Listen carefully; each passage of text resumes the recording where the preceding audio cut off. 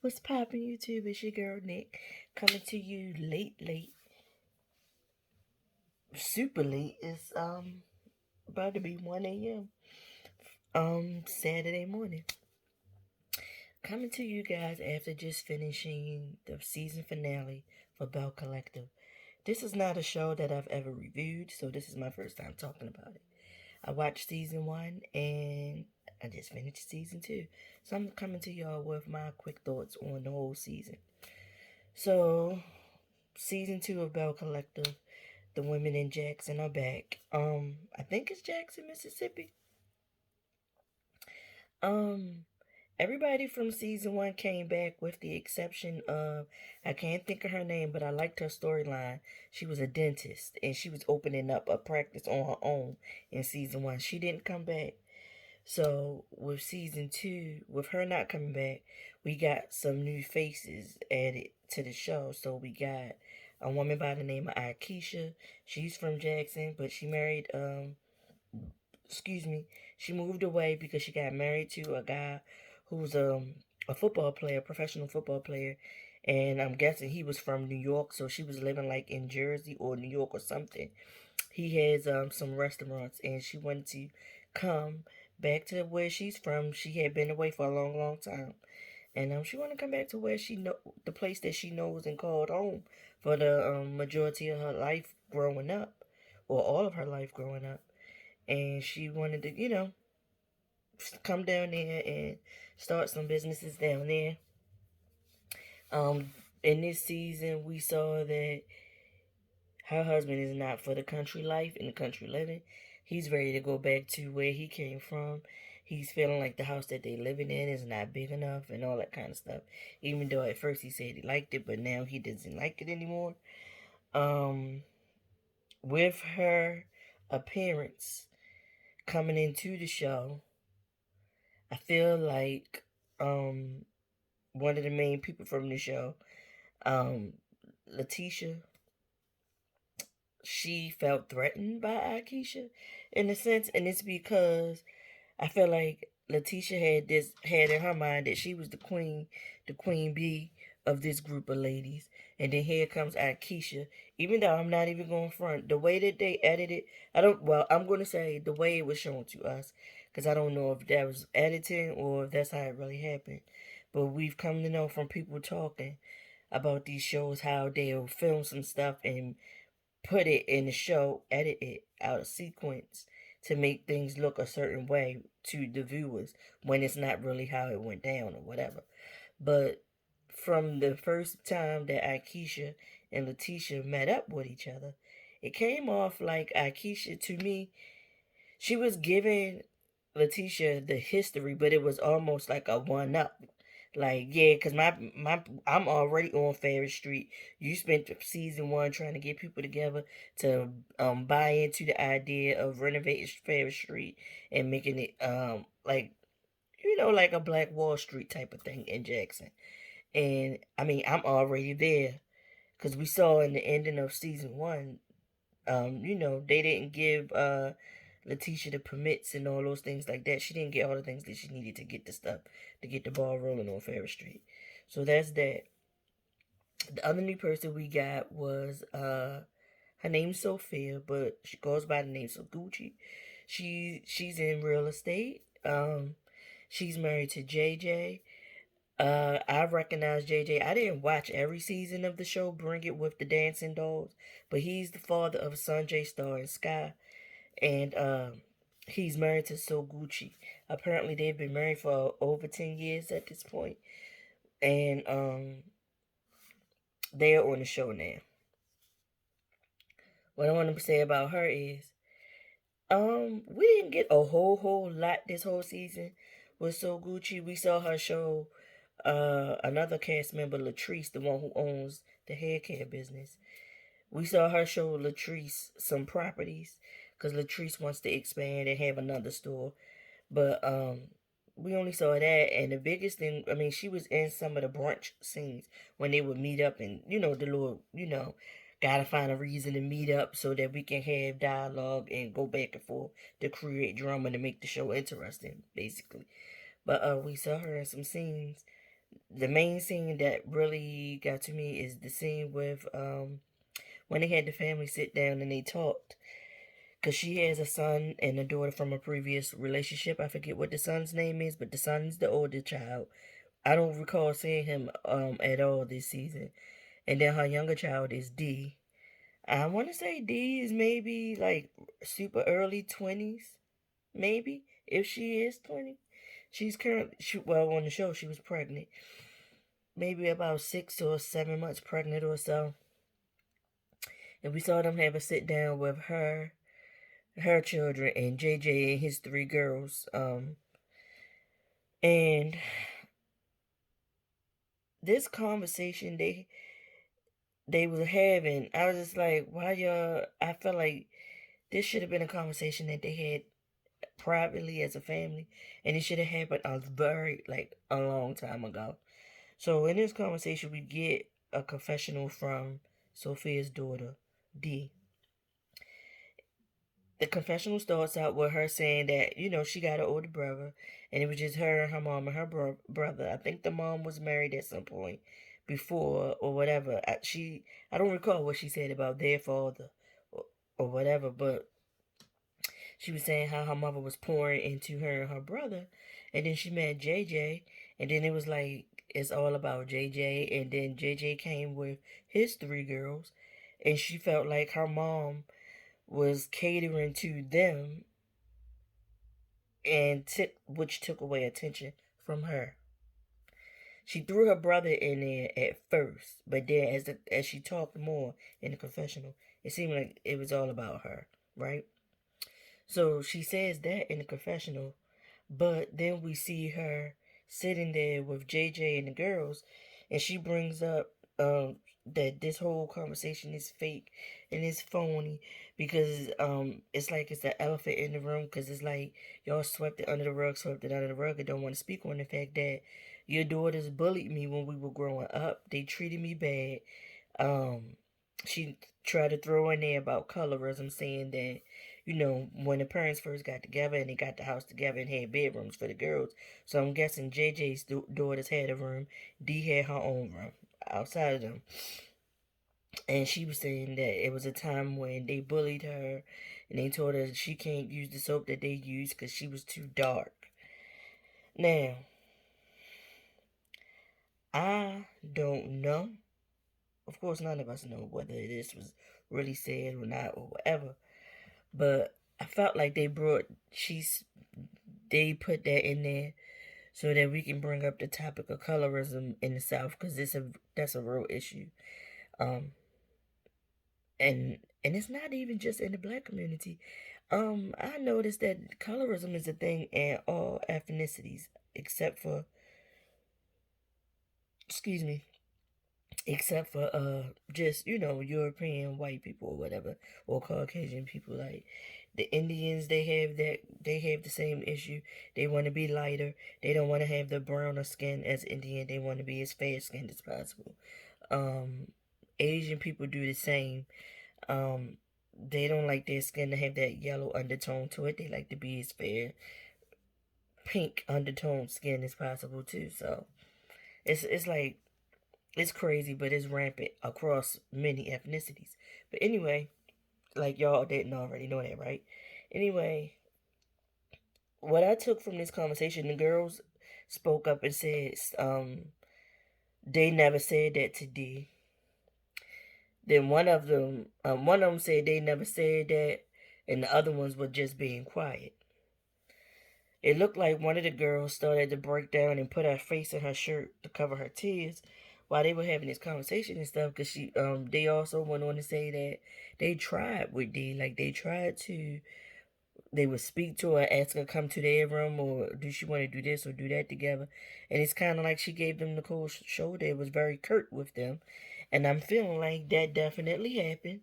And what I gathered from what she was saying in the confessionals versus what she's saying in the actual conversation with her dad and her mom and the girls, well, her stepdad, her mom, and the girls, you already had an attitude because you said out of your own mouth, it was me, my mom, and my brother. My mom gave us a lot of attention. And then when he came into the picture, my mom was spending a lot of time with him and catering to the girls. So you felt the way that you didn't have your mom's total attention. That's just it. And so because you felt the way about that, you couldn't express how you felt to your mom. You projected and were being mean to the girls. Now that's not to say that they not daddies. They might have felt like they daddy's little girls, and they might have had some resistance and issues. You know, little girls do catty stuff or whatever. And then it's three of them and it's one of you. But I feel like the majority of the issue is you got an issue with your mom and how your mom did when she was trying to blend y'all. And you felt the way that you was the only girl in your mom's life as far as kids go. And you had to share your mom with these three other girls. And you felt the way about it. And not just with the girls, but with JJ. And you felt the way about it. Just say it. We grown now. Say it. You know? Um, Another storyline in the show is Tambra. Now in season one, Tambra's like she's like a radio host or something to that effect. I'm not sure how old Tambra is, but she's one of those women that put her career first. And now at this point in her life she wanna try to have a kid. So she's dating this guy named Damon, also known as Greedy or Greasy or Greedy, something. But anyway, those two are dating. He's like in with her whole family. Her parents have been married since they was young and they still married, they still together, still seem to be happy with each other. She recently lost the person that was really, really close to her, which was her grandmother. And he spoke about the grandmother. They go into doctor's appointments about talking about, what issues she might face trying to conceive a child naturally. And she was saying that they have never tried to conceive, meaning that they've been using protection all these years so that or all the time that they've been dating, so that she wouldn't get pregnant. But now she wants to have a baby. And then there comes a time where he talks to her about moving in. She like, I'm not moving in with you unless you're my husband. And I'm thinking to myself, so here's another one. Because we talked about this not years. We talked about this in another review when I did the review for The Sweet Life Los Angeles with the two cousins trying to pressure the girlfriends to stay girlfriends and just have a baby by them while they girlfriends, and we can do that and raise a kid together. And I mean, if marriage happens down the line, it happens. That's how they was treating their girls. And I'm kind of feeling like Tambra is doing the same thing. You concerned about him making you a fiance before you live with him, but you want to be a mom before you are the fiance and all that. Like, maybe I'm old school and I'm old fashioned, but I just don't get it. I don't want to be a girlfriend and having a baby. I want to be the wife having my husband's baby. You know what I'm saying? Like, I can't get with that. But anyway, with her storyline, she been dating this guy and all that, and it's been whisperings. Well, not whisperings. This other young lady, or this other lady, because I think these women are older than me. But this other woman, she's a good friend to him. Her name Taisha. Taisha's a good friend to him, and she's also a good friend to Letitia. She's Letitia, like she does like event planning and decorations and stuff like that, and decor. That's what she does for a living. So she's done some events for some of the other ladies in the group. She real cool with Letitia, and she told Letitia that, you remember Greeby, the guy I used to talk to and stuff. And Letitia like, yeah, and she was like, and she's leading Letitia to tell her, well, him and Damon is the same person. You know that, right? So of course Letitia taking it back, like, Damon, like Tambra's Damon. So this lady has put it to Letitia that them two had an emotional connection. And that's all they say. They don't say if it's like they had some kind of physical something going on, or they just had like an emotional affair, or I don't know what it is. and we never find out how deep that went this whole season. But instead of Letitia going to Tambra and telling Tambra this woman is saying this, Letitia went to the other ladies in the group, like Latrice, um, Marie, and she even mentioned it in front of Akeisha. And I'm just like, and the So Gucci lady and stuff. So I'm just like, but again, a way to have some drama and cattiness on the show, and for Tambra to have a storyline. Um, that happened. Then we get this episode where Marie has an event, and Marie is the woman who, in season one, she was still married, but the husband was not in the house. It was speculations and rumors going around about the husband's. I believe online it was speculation that, he don't come home all the time, so definitely he's staying with somebody else. He's going on all these different trips and stuff like that, out of the country with somebody else and not with her. So it was. I know it was rumblings on the internet and social media that her husband might be gay or bi. And then this season we come in and they've since been divorced. They've gotten a divorce or whatever, right? But Marie has like a business with her best girl Essie. I thought her and Essie had this kind of relationship outside of the business, but apparently not. So that's what they tell us. Apparently not. Apparently Essie got a husband. But based on her childhood, Marie been through a lot. Her mom has been addicted to drugs her whole life. She says, and she's still addicted. And this season opened up with the mom living with her at this point. But then we get towards the end, well, the end of the season, the mom then left. She had come to an event that they was having and told the people that she do drugs. She addicted to drugs. No, she said it to her and Marie had a sit down somewhere, and she said it to Marie. So in this last episode, we see Marie. She's saying she ain't seen her mom in a couple weeks. She want to know how her mom doing, so she goes to the side of town that she know her mom goes to when she wanna chase. She goes to these different places, knocking on all these doors. The places, of course, they look like the hood. They look like trap houses. And Latrice picks up. Marie picks up Letitia, and her and Essie are already. They in like one of those 9-passenger vans, and I'm thinking to myself, why y'all riding around in this with just the three of y'all? Looking for your mother. Like, why would you drive this big old van to go look for your mom?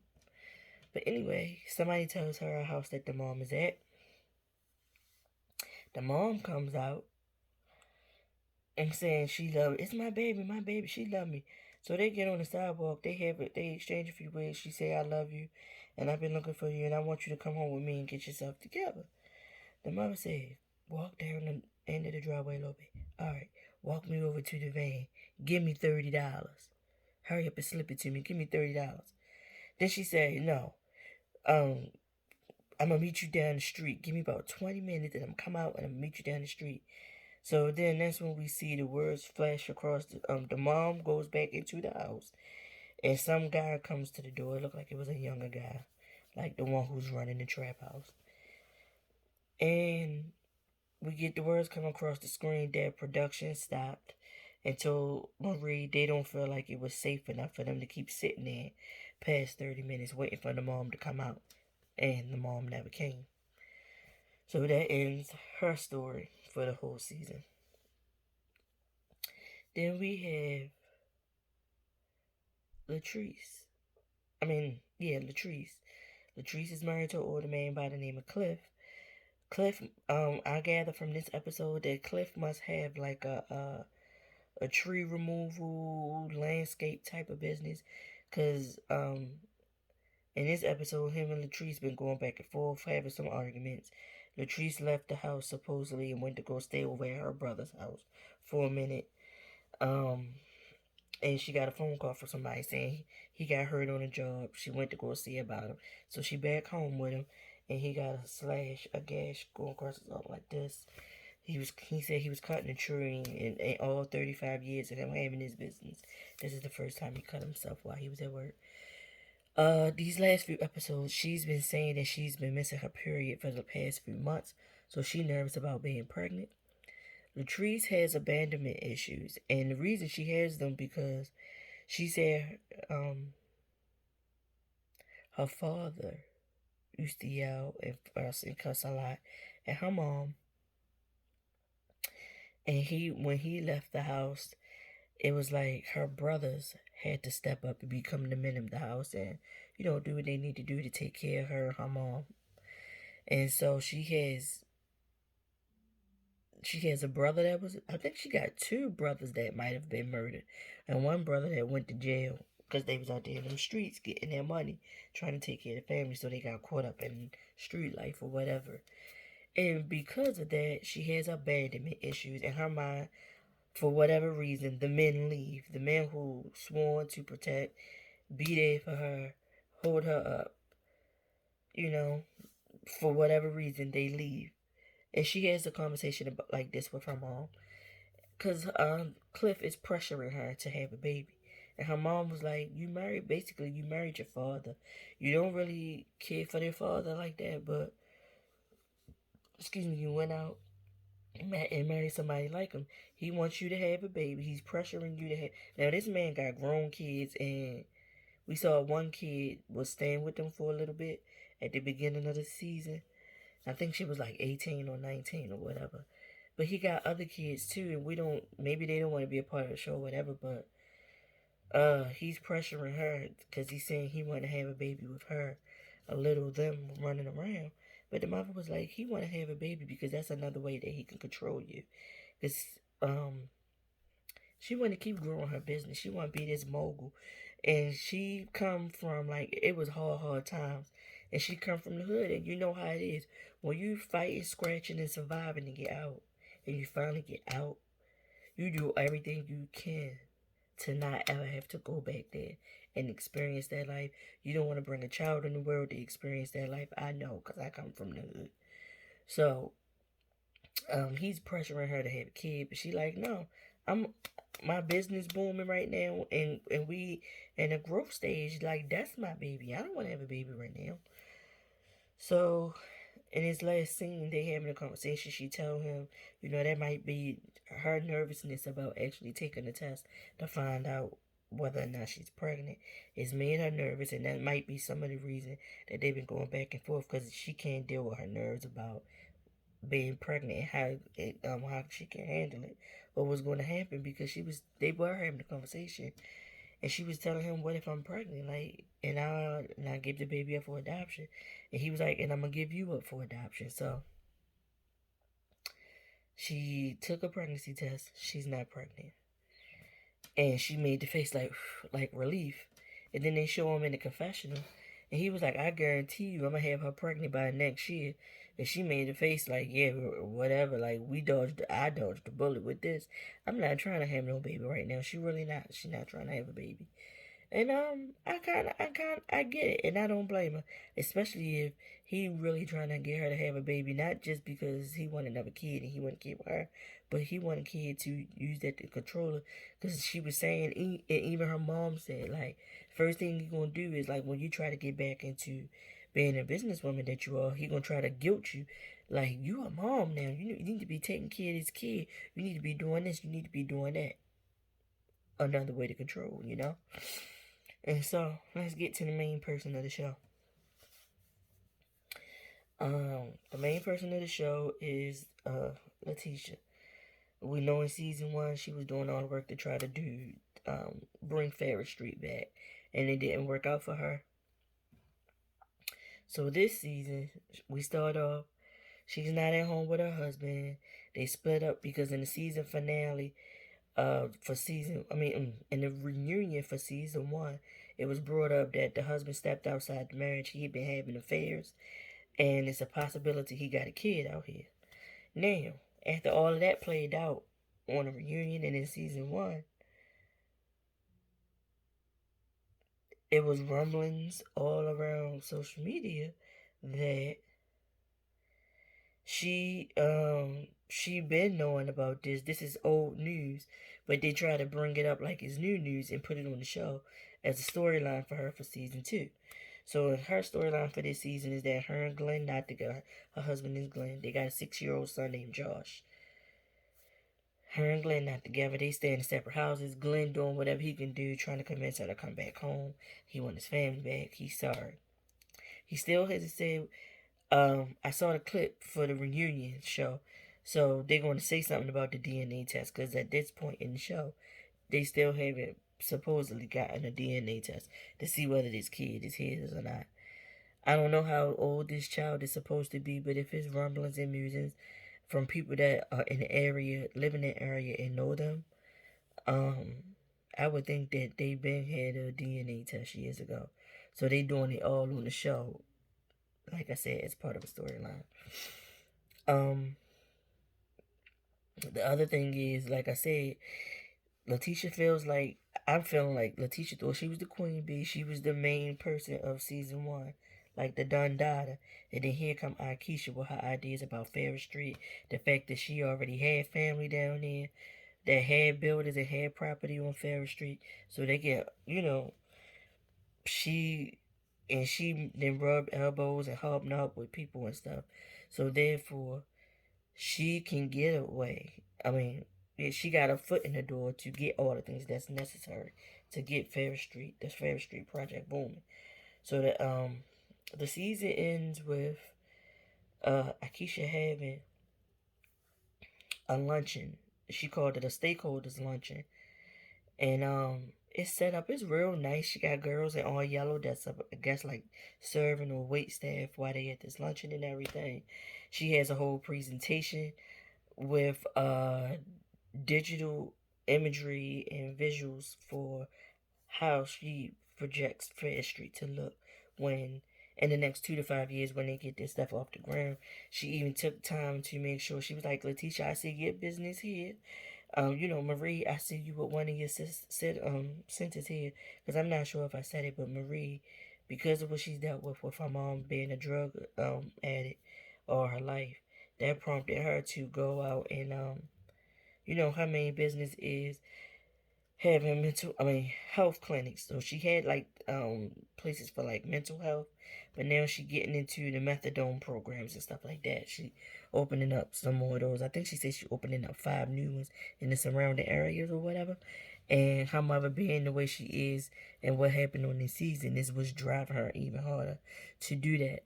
Season 1 at the reunion, like season 1, Marie came in with that BS and made Latrice her storyline because she claimed she got this wig from Latrice and the wig was crunchy and dry. That's what she did in season 1, right? And then when it came time for the reunion, she came out saying that Latrice had got in contact with this other person who was supposed to be putting all their business out there, and the person put out there about Marie's business dealings and how they weren't too savory. And that's what Marie believed. And then when we came in season 2, by the 3rd episode, we finds out that Essie took the time, Marie's best friend and business partner, she took the time to go and talk to Latrice about it and try to get Latrice to apologize to Marie. And Latrice was like, listen, I never went to nobody and said nothing about Marie or her businesses. The only thing that I knew was this person was planning on putting some stuff out there, and because I'm cool with Letitia, I was just like, don't include Letitia in your mess. Whatever it is that you're doing, don't put Letitia's name in it. Because I was cool with Letitia, but I didn't care about Latrice. Because look what Latrice did. I didn't care about Marie because look what Marie did to me. So Essie took that back to Marie. And then all of a sudden, Marie and Latrice made up, and then they could be in the same room with each other, right?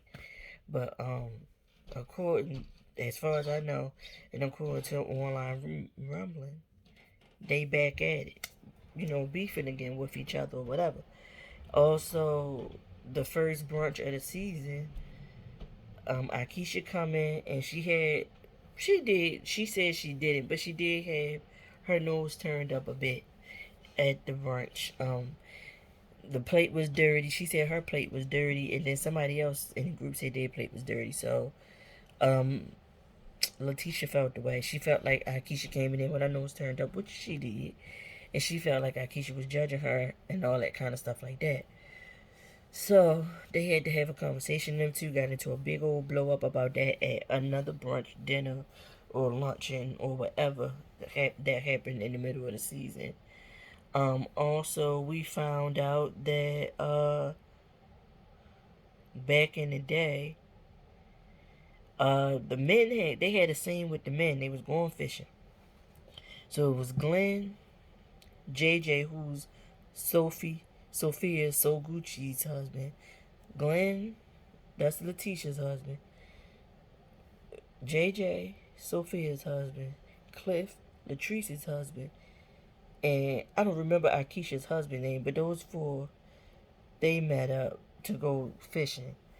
And they got to talking about men stepping out. And this was Glenn basically opening up about what was going on between him and Letitia or whatever. And in the midst of this conversation, it comes out that Cliff slept with Selena back in the day. And Selena is the twins and Sanjay's mother, JJ's children mother. That's who they was talking about. Cliff had been with her back in the day. I was like, oh wow, didn't know that. But anyway,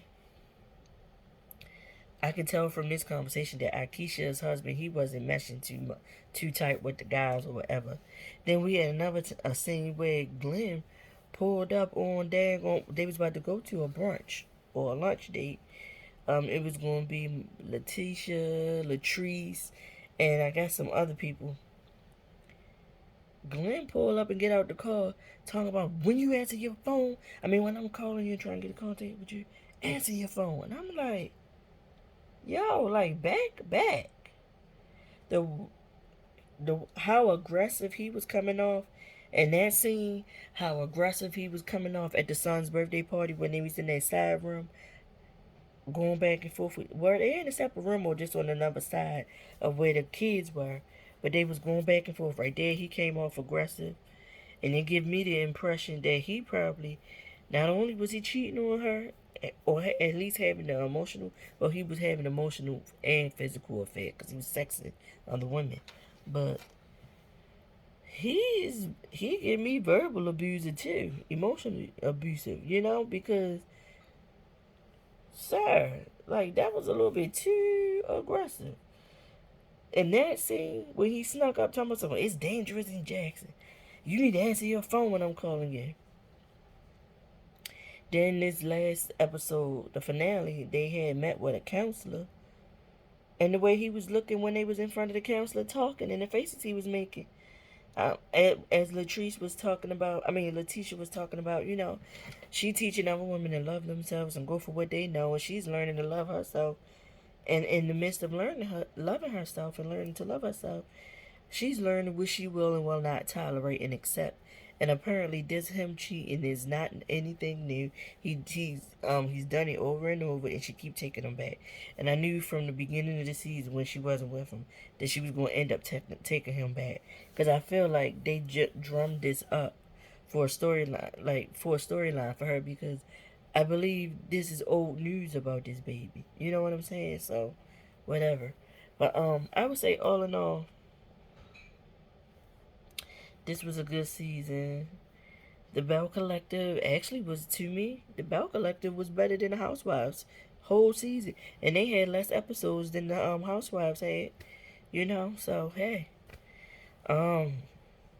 Hopefully they get a third season so we can see where it goes. I guess Akeisha then came in and did what she needed to do to become the Dun Dada of the show. Because even Letitia was saying, at her luncheon at the stakeholder, she was like, this looked very much like a brunch, like what I was having all this time. And she tried to talk down on my brunches, but yet she doing the same thing. Oh yeah, because it came out supposedly that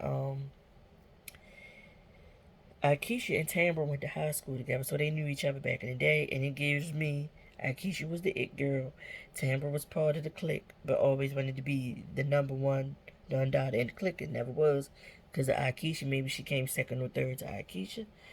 And Tambra went and told all the ladies that Akeisha said that they were ugly and that she feels Akeisha is shady. And then when they all come, they told Akeisha that she said this, and they had a brunch or a lunch or somewhere.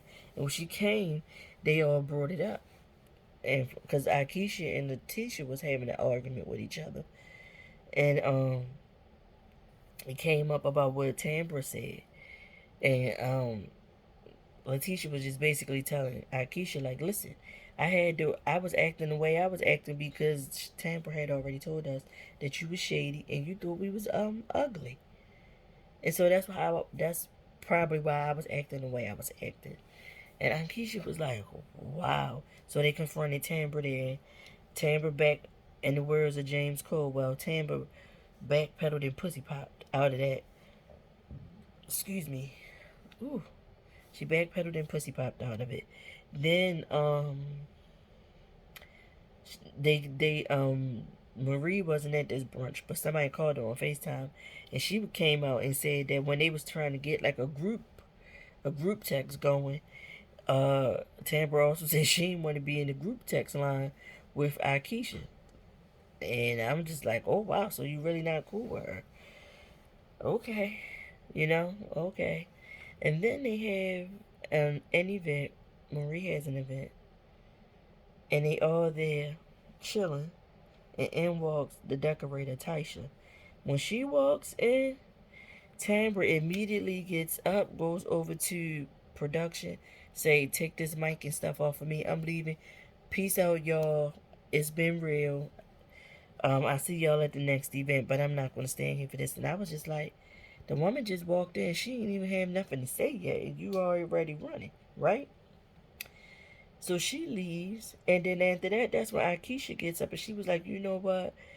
Despite what happened at the last event with me and her and the things that she said, I came in on the strength of y'all ladies in this whole circle, and I'm not going to disrespect her and stay back and be a part of this. Whatever this woman was brought here for. I don't have nothing to do with that, and I'm going to stick by the person I knew that brought me in the circle. So I'm going to leave because I don't want to be part of the mess. I don't want to be part of the drama. So Marie telling Akeisha, like, you don't gotta leave. I invited her. She my good friend. I thought it was squashed. We talked at that last, like, the fashion show event or whatever, and I talked to Greedy, whatever his name is, and he said it was nothing. Like, they didn't have anything. So I'm thinking it's squashed. It's cool. You a whole lie, Marie. You knew it wasn't squashed. You knew it wasn't cool. And you told that lady, she's the decorator, and she probably decorated. But let's be real. Y'all brought that lady there to make Tambra uncomfortable and to confront her about all that was said um, over these last few weeks in the whole group, because they even asked him in a confessional about her. And he said, next subject, he's not even discussing it. Which leads me to believe there's more to the story than we all know and we all see. It was something. Because you don't even want to discuss it. It was something. And you're just not trying to get caught up or whatever. So again, Akeisha decides that she wants to leave. So after she leaves, Marie apologizes to Taisha for how everything went down. And then all of a sudden, Taisha said, well, I'm leaving too. But at first you said you didn't come there to start no mess. You only came because Marie invited you. But as soon as Tambra's gone, now all of a sudden you leaving. Bullshit, lady. You came there to ruffle that woman's feathers and to confront her about her man and the shit that you said to Letitia, knowing Letitia was going running back to the group and to her about what you said about that damn man. You knew what you was doing. Production, y'all knew what y'all was doing with that whole scene and that whole thing. Okay? So, the show goes off. As it's getting ready to go off, something flashed across the screen saying, because Letitia in that counseling session decided that she gonna give Glenn another chance. Like, we didn't know that was coming. But anyway, that's when it comes across the screen. The words come up. Letitia has found out Glenn has already been texting other women. I said, nigga just can't fucking get right. Can't fucking get right. So That was Belle Collective Season 2. I hope y'all enjoyed this review. How many of y'all actually watched this show? What do you think about this show? How would you compare it to the Housewives franchise and the stuff that they got going on Bravo versus OWN? Also, um, one huge question.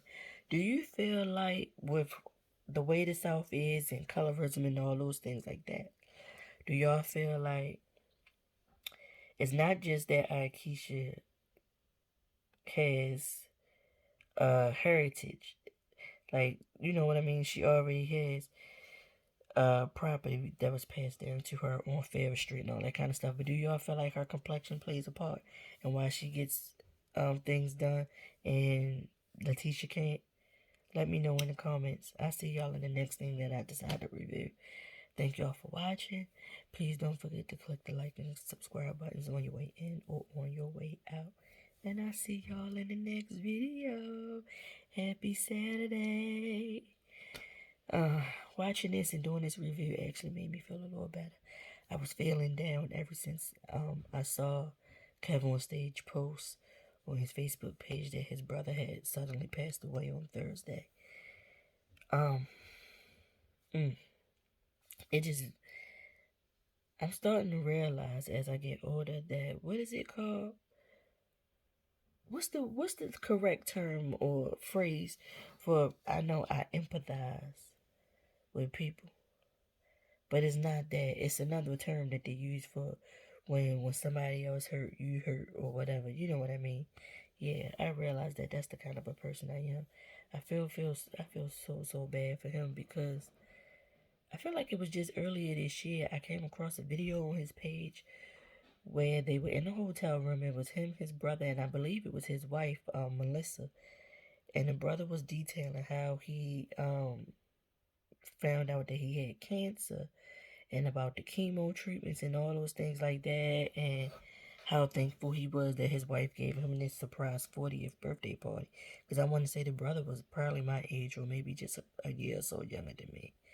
But yeah, he died, and it's like, and KF said he passed away suddenly. So I don't know. Like, I remember in that video about when he discussed what he went through with the chemo, he was like, if the cancer ever came back, he's not going to opt to do another round of chemo. He wasn't going to do the chemo anymore because it was so hard and taxing. He don't ever want to go through that again. And when he said that, Kev fell back on the bed and silently cried, like face red, tears running down his face at just the thought that if this come back, my brother not going to try to fight, you know, and I'm going to lose my brother. And then to lose him now, like, so young. I want to say, I saw that video, but the video had been recorded months or maybe even a whole year before. This lady is annoying. Yes. Good night. Embarrassing. Interrupted my video. But anyway, I've really felt him in that moment when he was crying. Like, I cry when I see stuff like that too. I cry out at certain things on TV sometimes, commercials. It's just like the littlest things can make me emotional. So, yeah, to see that his brother passed away, it's just, my prayers go out to him, his family, all who knew and loved his brother. I pray for y'all. I really, really do. I pray that God wraps you in his arms and comfort you and give you everything that you need to walk through this process in this time at, preparing a memorial or whatever it is that y'all going to do to celebrate Jason's life. I also pray that y'all come together and be there for one another and really exemplify what it means to be family and helping each other go through the tough times. I pray that Jason's soul is at rest and at peace. And I just pray God wraps his arms around all of y'all and help y'all through this, because it's not easy.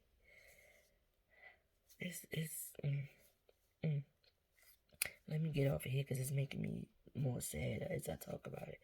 But I'll see y'all on my next video. Peace out, y'all.